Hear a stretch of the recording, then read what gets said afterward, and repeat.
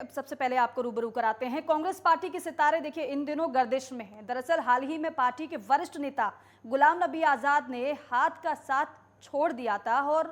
अब कांग्रेस को एक और बड़ा झटका लगा है। झटका इस रूप में लगा है क्योंकि पूर्व उप मुख्यमंत्री ताराचंद समेत जम्मू कश्मीर के 64 नेताओं ने गुलाम नबी आजाद के समर्थन में पार्टी से इस्तीफे की घोषणा कर दी है। ताराचंद के अलावा अब्दुल मजीद वानी, बलवान सिंह, डॉक्टर मनोहर लाल शर्मा, चौधरी खरूराम, गुलाम हैदर मलिक, विनोद शर्मा, विनोद मिश्रा और नरेंद्र शर्मा कांग्रेस छोड़ने वाले कुछ हाई प्रोफाइल ये नाम है। कांग्रेस से इस्तीफा देने वाले इन सभी 64 नेताओं ने गुलाम नबी आजाद के नेतृत्व वाले समूह में शामिल होने का फैसला किया है। इन सभी ने कांग्रेस अध्यक्ष सोनिया गांधी को एक संयुक्त त्याग पत्र सौंपा है। संयुक्त त्याग पत्र में इन्होंने ये कहा है कि वो मूल पार्टी सदस्यता समेत सभी पार्टी पदों से इस्तीफा दे रहे हैं। बता दें कि गुलाम नबी आजाद अगले महीने जम्मू कश्मीर से राष्ट्रीय स्तर की पार्टी लॉन्च करने जा रहे हैं। इस बात का जिक्र वो पहले ही कर चुके हैं। बता दें कि अंदरूनी कलह के चलते कांग्रेस इस समय मुश्किल वक्त से गुजर रही है। 17 अक्टूबर को पार्टी के अध्यक्ष पद का चुनाव होना है, लेकिन उससे पहले तमाम बड़े चेहरे कांग्रेस से इस्तीफा दे रहे हैं। कहीं ना कहीं कांग्रेस को झटके के रूप में इसे देखा जा रहा है और ये संभावना थी क्योंकि गुलाम नबी आज़ाद एक वरिष्ठ नेता, एक बड़ा चेहरा कांग्रेस का, और ऐसे में जब उन्होंने इस्तीफा दिया तो उनके इस्तीफा देने के बाद ही 4-5 इस्तीफे तो उस समय ही आ गए थे, लेकिन कुल मिलाकर अभी तक गुलाम नबी आज़ाद के समर्थन में 64 कांग्रेस के नेता पार्टी से किनारा कर चुके।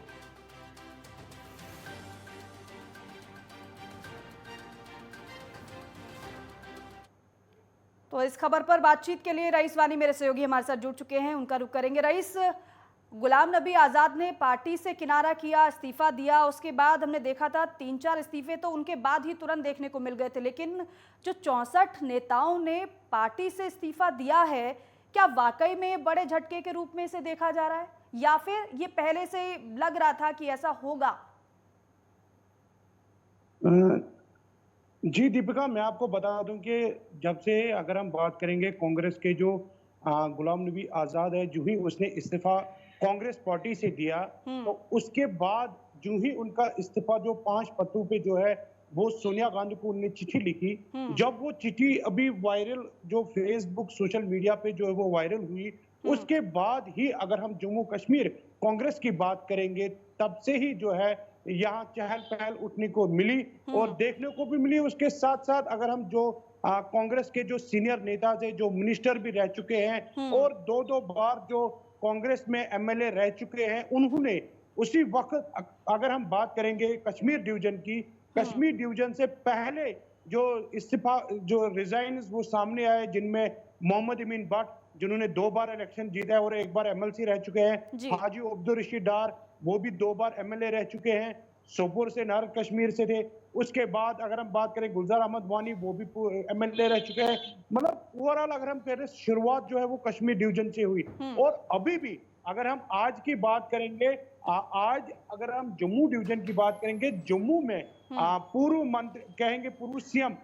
जो डिप्टी सीएम थे ताराचंद, उनके साथ अगर हम बात करेंगे जो उनके साइड में अब्दुल मजीद वानी, वो भी फॉर्मर मिनिस्टर रह चुके हैं और उनके साथ जो वहां पे देखने को मिले मनोहर लाल शर्मा, वो भी कांग्रेस के दिग्गज नेताओं में माना जाता है क्योंकि वो भी फॉर्मर मिनिस्टर रह चुके हैं। उन्होंने आज जम्मू में एक प्रेस कॉन्फ्रेंस के दौरान जो है 64 लीडर्स ने, जो अगर हम लीडर्स की बात करेंगे जो कांग्रेस में चाहे हम डीडीसी की बात करें, बीडीसी की बात करें या बड़े बड़े जो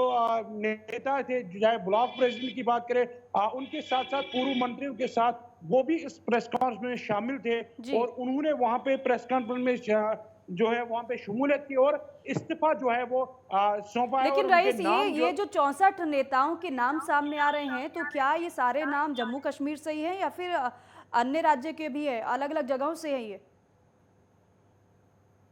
जम्मू कश्मीर की ही है, खासकर जम्मू डिवीजन की अगर हम बात करेंगे, जम्मू डिवीजन के ही ये जो 64 लीडर जो है आज उन्होंने इस्तीफा पेश किया है। और आपको मैं ये भी बात बता दूं कि गुलाम नबी आजाद जो है 4 सितंबर को जो है वो जम्मू में एक जो प्रोग्राम करने वाले हैं, जहां पे एक बड़ी रैली ये बताया जा रहा है कि वहां पे और भी इससे भी ज्यादा ज्वाइनिंग वो वहां पे होगी, और जहां पे गुलाम नबी आजाद के सामने और भी कुछ नहीं, जो रईस आप ये पूर्व बता रहे हैं 4 सितंबर को, आप 4 सितंबर को ये बता रहे हैं कि गुलाम नबी आज़ाद एक कुछ कार्यक्रम करने वाले हैं। हालांकि उन्होंने अपनी पार्टी का ऐलान तो नहीं किया, आप ये कह रहे हैं कि सदस्यता ग्रहण कर सकते हैं, तो क्या संभवतः ये भी ये माना जाए कि उसी दौरान वो अपनी पार्टी के नाम का ऐलान कर सकते हैं? आगे उनकी क्या रणनीति रहेगी, आगे उनका क्या प्लान है, उस दौरान ही वो इस बात का ऐलान कर सकते हैं, घोषणा कर सकते हैं? जी दीपिका, मैंने पहले ही बताया कि वहां पे जो है और भी कई बड़े जो चाहे एमएलएज कई पार्टियों से अलग, अगर हम बात करें जितनी भी रीजनल पार्टी यहाँ पे हैं, सूत्रों से ये भी खबरें आ रही है कि उन दूसरी रीजनल पार्टियों से भी लोग जो है उस टाइम उनके सामने जो गुलाम नबी आजाद, क्योंकि अभी हम पार्टी नहीं कहेंगे क्योंकि पार्टी अभी नहीं बनी है, बिल्कुल। अभी जो है गुलाम नबी आजाद जो है उनके सामने ज्वाइन करेंगे और वहां ही फैसला लिया जाएगा। एक मीटिंग भी लिए जाएगी कि वहां पे कौन किस पार्टी से जो है नाम भी डिसाइड होगा। उसके साथ साथ जितने भी पूर्व मंत्री रह चुके हैं जो कांग्रेस से भाग के गुलाम नबी आजाद के साथ जुड़े हुए हैं, और यहाँ की जो रीजनल पार्टीज है वो भी, उनसे भी पता चल रहा है कि सूत्रों से कि वो भी ज्वाइन कर रहे हैं। एक बड़ी रैली होगी और पहली रैली होगी गुलाम नबी आजाद की जब से उन्होंने कांग्रेस बिल्कुल छोड़ा है। रईस, और कहीं ना कहीं इस रैली बात के माध्यम से कांग्रेस को अपनी ताकत दिखाने की कोशिश जरूर करेंगे, लेकिन इसके अलावा रईस, रीजनल पार्टियों का आप जिक्र कर रहे हैं, मैं आपसे ये भी जानना चाहूंगी रीजनल पार्टियों की कैसी प्रतिक्रिया सामने आ रही है, फिर चाहे वो महबूबा मुफ्ती की बात की जाए या फिर फारूक अब्दुल्ला की बात कही जाए, उनके कैसे रिएक्शन है इस पर, वो क्या कह रहे हैं? जी दीपिका, जब ये खबर आई सामने कि गुलाम नबी आजाद जो है वो उसने कांग्रेस से इस्तीफा किया, हालांकि उस टाइम जो रिएक्शन, अगर हम फारूक अब्दुल्ला की बात करेंगे नेशनल कॉन्फ्रेंस के, उन्होंने दुख का इजहार किया कि ऐसा नहीं होना चाहिए था। एक सीनियर लीडर था और खासकर अपोजिशन में ये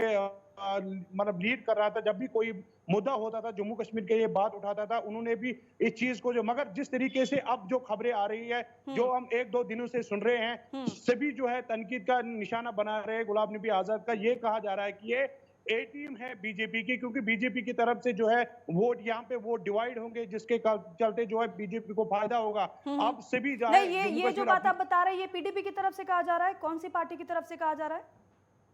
जो यहाँ के रीजनल पार्टीज है, अगर हम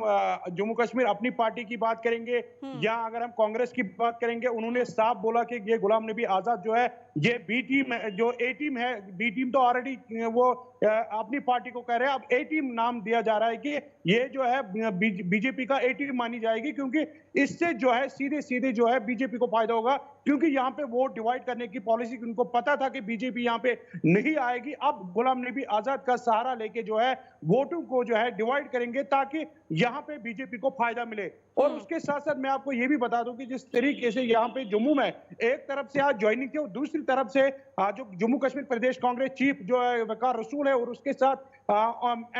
मेंबर पार्लियामेंट और जम्मू कश्मीर इंचार्ज रजनी पाटिल ने भी वहां पे एक जो है प्रोटेस्ट किया महंगाई के ऊपर और प्रेस कॉन्फ्रेंस भी दी। उनका साफ यही कहना था कि गुलाम नबी आजाद ने जब तक उन्होंने जो भी आज तक उन्होंने, चाहे हम इंदिरा गांधी की बात करें, राजीव गांधी की बात करें या सोनिया गांधी की बात करें, उन्होंने 50 साल जो कांग्रेस में दिए हैं, 50 साल में उन्होंने बड़े बड़े ओहदों पे काम किया है। जो भी वो बिल्कुल रईस, एक लंबा वक्त